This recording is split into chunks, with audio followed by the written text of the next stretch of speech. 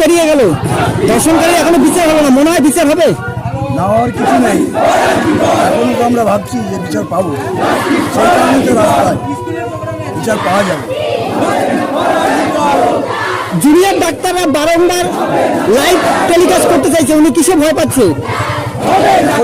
প্রশাসনের ব্যাপার কিছু ভয় পাওয়া তো নয়, সরকারের উচিত সত্যকে সত্য বলা, যেটা কোনো জায়গাতে মনে হচ্ছে যেন কিছু ঢাকার চেষ্টা হচ্ছে, এক্ষুনি মুখ্যমন্ত্রী সেই ব্যবস্থা গ্রহণ করা উচিত।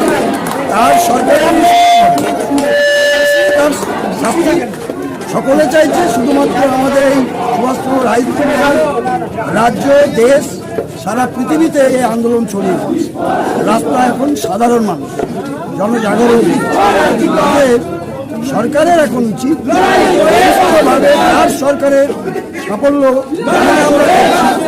কিন্তু তিনি সেই কাজটা করছেন।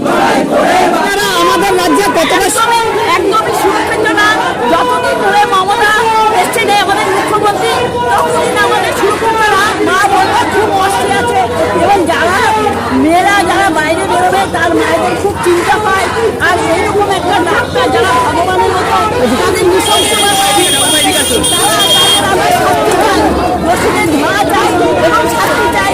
মমতা দেবী পদত্যাগ চাই, মমতা দেবী পদত্যাগ চাই। 38 দিন পেরিয়ে গেল, এখনো অভয়ের বিচার হলো না, কি বলবেন?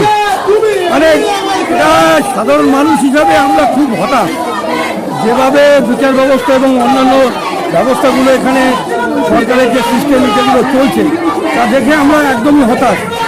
আমাদের ঘরেরই একটা মেয়ে এইভাবে রেপ হয়েছে, খুন হয়েছে।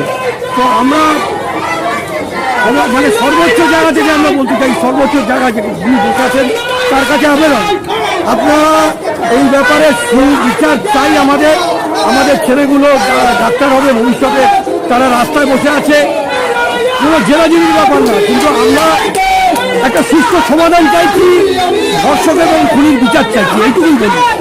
কদিন পরে পুজো, আনন্দ ফিরে আসুন। আনন্দ এবং মন থেকে আসছে, ব্যাপারটা তো মন থেকে আসতে হবে, আমাদের মন থেকে আসছে না। আমি নিজেও একটা পুজো কমিটির সঙ্গে যুক্ত, কিন্তু মন থেকে আমরা বেরোতে পারছি না।